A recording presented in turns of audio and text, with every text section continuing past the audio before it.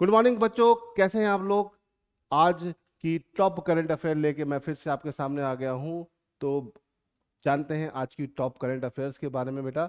लेकिन आगे बढ़ने से पहले मैं आपको एक चीज़ बता दूं कि टेलीग्राम चैनल को हमारा ज़रूर ज्वाइन करिए, क्योंकि वहां पर आपको रेगुलर एग्जाम ओरिएंटेड सारा कंटेंट मिलेगा, है ना। आप में से जो बच्चे एनडीए 2013 के, सॉरी 2025 का 13 वाला दे रहे हैं, 13 अप्रैल वाला जो संडे को पेपर देने वाले हैं, उनके लिए 8 महीने का करंट अफेयर टेलीग्राम चैनल पे मौजूद है। सारा कंटेंट, सारी चीज़ें, सारी क्विज आपका टेलीग्राम चैनल पर है। और अगर आपने हमारा टेलीग्राम चैनल नहीं ज्वाइन किया है तो बेटा तुरंत ज्वाइन करिए। टारगेट डिफेंस एकेडमी को सर्च करिए, वहाँ पर आपको एग्जाम ओरिएंटेड सारा कंटेंट मिलेगा। ठीक है, तो ये सारी चीज़ें जो हम यहाँ पे डिस्कस कर रहे हैं, इन सब की पीडीएफ, ठीक है, इनका क्विज सब आपको वहीं पे मिलेगा। ठीक है, इसे ध्यान रखिएगा, ये बहुत इंपॉर्टेंट बात है। तैयारी करनी है तो सही जगह से करनी है। चलिए आगे बढ़ते हैं और आज की टॉप करंट अफेयर्स को बेटा शुरू करते हैं। ठीक है। हाँ। बेटा एक चीज़ मैं आपको बता दूं कि हमारे नए बैचेस जो है वो 15 तारीख से शुरू हो रहे हैं। 15 तारीख से ऑफलाइन ऑनलाइन बैचेस शुरू हो रहे हैं। तो जिन भी बच्चों को ये बैचेस ज्वाइन करने हैं तो नीचे ये नंबर जो दिया हुआ है, इस नंबर पे आप कॉल कर सकते हो और सारी जानकारी ले सकते हो, है ना। जो भी को आपकी क्वेरीज है, इस नंबर पे फ़ोन करके आप अपनी क्वेरीज को कर पूछ सकते हो। चलो शुरू करते हैं आज के पहले क्वेश्चन की तरफ।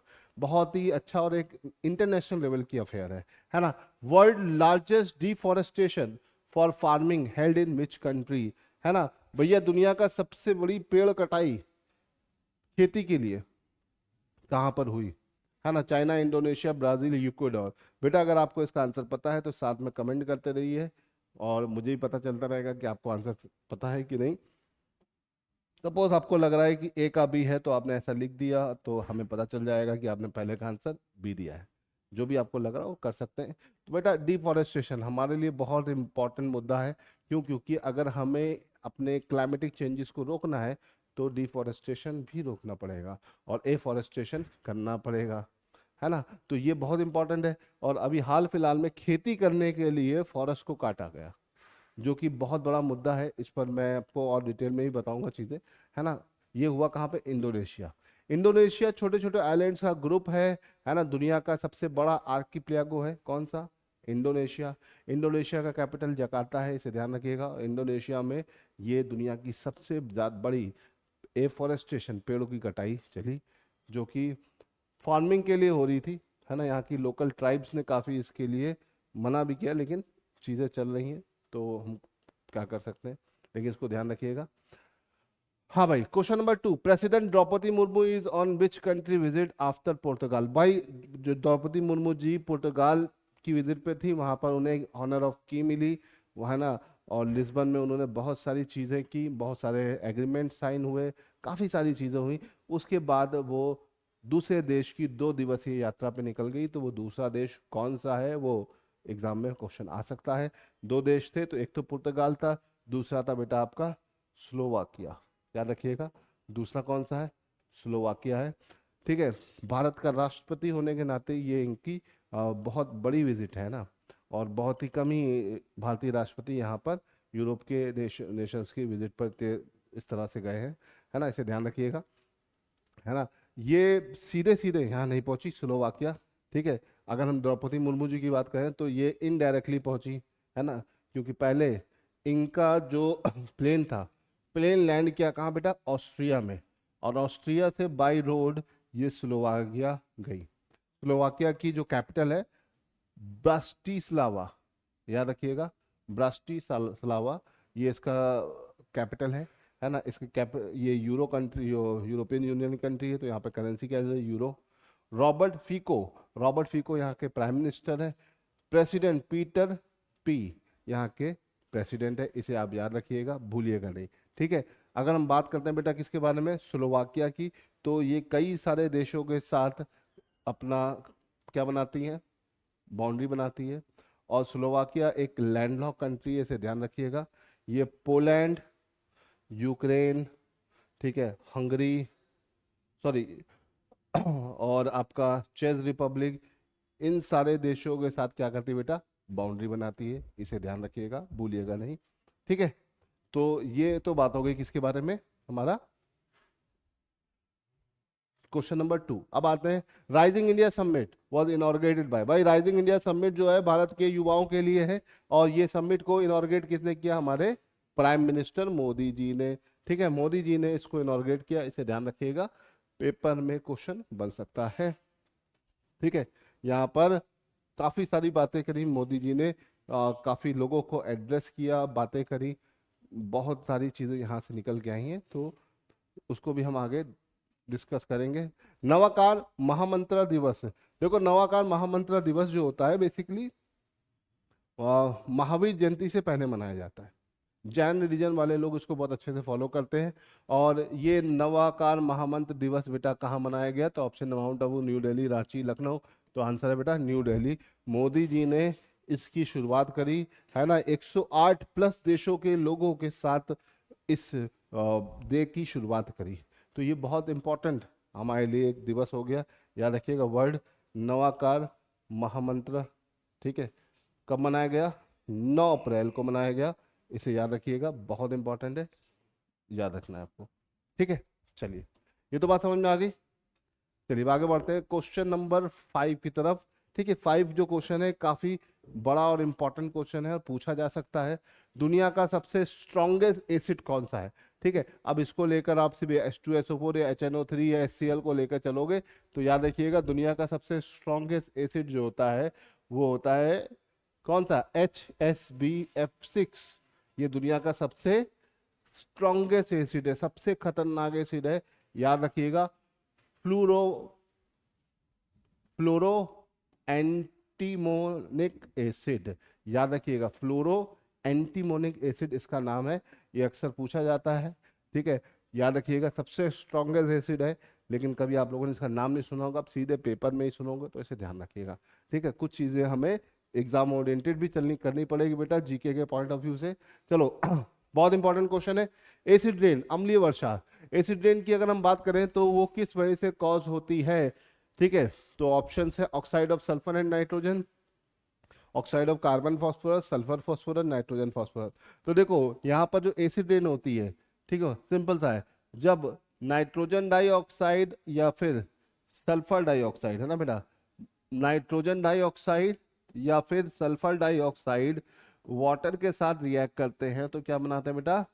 एसिड बनाते हैं, है ना, या तो HNO3 बनाएंगे या फिर H2SO4 बनाएंगे, है ना। और यही एसिड जब वाटर के साथ रिएक्ट करते हैं और यही वाटर जब रेन कराते हैं तो उस रेन को हम बोलते हैं बेटा एसिड रेन। तो यहाँ पर नाइट्रोजन डाइऑक्साइड या सल्फर डाइऑक्साइड, तो यहाँ पर oxide of sulphur and nitrogen एकदम सही है। ठीक है, कितना घुमा के क्वेश्चन है, इसी तरह के क्वेश्चन पेपर में बनते हैं, इसे याद रखिएगा। ये एक तरह का एयर पोल्यूशन होता है ना, ये जो फैक्ट्री से निकलने वाले नाइट्रोजन डाइऑक्साइड और सल्फर डाइऑक्साइड के कारण होता है।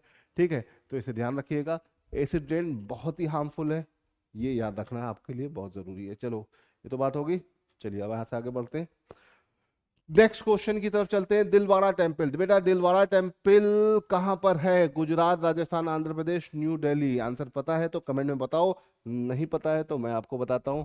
देखिए दिलवाड़ा टेम्पल की बात करें तो बेटा राजस्थान, माउंट आबू, जैन रिलीजन के one of the important temple में से एक है ना। दिलवाड़ा टेम्पल कहाँ पड़ता है बेटा? माउंट आबू में पड़ता है। ठीक है, याद रखिएगा, ये जैन रिलीजन से रिलेटेड है ना। जो जैन रिलीजन की अगर हम बात करते हैं तो जैन रिलीजन की शुरुआत करने वाले जो तीर्थकर थे, ये उनके नाम पर बना हुआ है, ऋषभ देव के नाम पर, याद रखिएगा। ठीक है, आदिनाथ या ऋषभनाथ को ये डेडिकेटेड है। इसको बनाने का जो श्रेय जाता है ना, तो विमल शाह को जाता है। विमल शाह कौन थे? मिनिस्टर थे सोलंकी रूरल भीमदेव वन के राज्य में, है ना। और इन्होंने इसको 1031 AD में डेवलप कराया था। और ऋषभ देव जो पहले तीर्थकर थे जैन रिलीजन के, उनके नाम पे 24वें कौन थे? महावीर जैन, है ना, महावीर स्वामी थे। तो याद रखिएगा महावीर जो थे वो 24वें थे, और पहले कौन से थे? ऋषभ देव थे। 23वें आपके पारसनाथ थे। तो जैन रिलीजन में 24 तीर्थकर आए हैं, 24वें नंबर पे महावीर हैं, महावीर स्वामी, इसे याद रखिएगा। ठीक, चलिए इतना बात क्लियर है। हाँ भाई, question number 8, eight wonder of the world, दुनिया का आठवां अजूबा कौन सा है? बहुत ही पुराना क्वेश्चन हो गया, लेकिन सात अजूबे तुम लोगों ने पढ़े होंगे, आठवां नहीं पता होगा। तो दुनिया का बेटा आठवां अजूबा कौन सा है? तो बेटा वो है अंकोर वाट। ये अभी लास्ट ईयर ही इसको रिकॉग्नाइज किया गया है, बहुत टाइम से बहुत जगह पूछा नहीं गया है, तो मुझे लग रहा है कि आज नहीं तो कल ये पूछा जाएगा। दुनिया का सबसे बड़ा मंदिर है अंकोर वाट, जो कि कंबोडिया में पड़ता है, याद रखिएगा। और ये दुनिया का आठवां अजूबा बनाया गया है लास्ट ईयर। तो दुनिया का आठवां अजूबा कौन सा बेटा? अंकोर वाट टेम्पल है। और अंकोर वाट टेम्पल की अगर हम बात करें तो ये कंबोडिया में पड़ता है। कंबोडिया का कैपिटल फोनम फेम, कंबोडिया का रील, यहाँ पे इसकी करेंसी है, ठीक है। और कंबोडिया की बात करें तो साउथ ईस्ट एशिया का ये एक इम्पॉर्टेंट देश है, ठीक है। देखो ये वियतनाम, थाईलैंड, लाओस के साथ बाउंड्री बनाता है, ठीक है। इसमें से लाओस एक लौता लैंडलॉक कंट्री है, इसे याद रखिएगा, ठीक है, लैंडलॉक्ड है ना। और अगर हम बात करते हैं अंकोर वाट टेम्पल के बारे में बेटा, तो अंकोर वाट टेम्पल जो है ये आपके खामेर एम्पायर के एक रूलर थे जिनका नाम था सूर्यवर्मन टू, इन्होंने बनवाया था, ठीक है, 12th सेंचुरी में, है ना। और ये इनिशियली ये हिंदू रिलीजन से रिलेटेड टेम्पल था, हिंदू डाइटीज को, हिंदू देवी देवताओं को समर्पित था। लेकिन लेटर ऑन आज के टाइम में यहाँ पे बौद्ध रिलीजन्स की भी प्रैक्टिस होती है, तो इसे याद रखिएगा। ये टेम्पल है बट आज के टाइम में ये मल्टी रिलीजन्स का टेम्पल हो चुका है, इसे याद रखिएगा। कई सारे धर्म यहाँ पे प्रैक्टिस किए जाते हैं, है ना। इनिशियली ये जो बनवाया था, किसने बनवाया था? किंग सूर्यवर्मन टू ने बनाया था, खामेर एम्पायर के, ठीक है। ये इनकी प्रतिमा है जो कि आपको मिल जाएगी यहाँ पर, ठीक है, इसे याद रखिएगा। अंकोर वाट कंबोडिया दुनिया का सबसे बड़ा टेम्पल है, दुनिया का सबसे बड़ा मंदिर है, याद रखना, ठीक है। चलिए क्वेश्चन नंबर 9 की तरफ चलते हैं बेटा। क्वेश्चन नंबर 9 क्या है? ग्लास, कांच। कांच क्या है? ग्लास क्या है? Solid, super cooled, liquid, gas, none of these. तो जब भी क्वेश्चन आता है तुमको लगता है बेटा ये तो सॉलिड है, लेकिन ये सॉलिड नहीं है, it is a super cooled liquid या एमॉर्फस सॉलिड। यही पेपर के लिए आंसर है, इसे याद रखिएगा। ग्लास जो होता है ये एक सुपर कूल्ड लिक्विड या एमॉर्फस सॉलिड होता है, ठीक है। अगर हम बात करें तो एक क्वेश्चन अक्सर बनता है, कांच के अंदर जो कलर आते हैं अलग अलग, वो किस वजह से आते हैं? तो याद रखिएगा ग्लास के अंदर जो डिफरेंट डिफरेंट कलर आते हैं, मान लो रेड कलर है तो नॉर्मल ग्लास में तुम क्या मिलाओ? क्यूप्रस ऑक्साइड, तो वो लाल रंग आ जाएगा।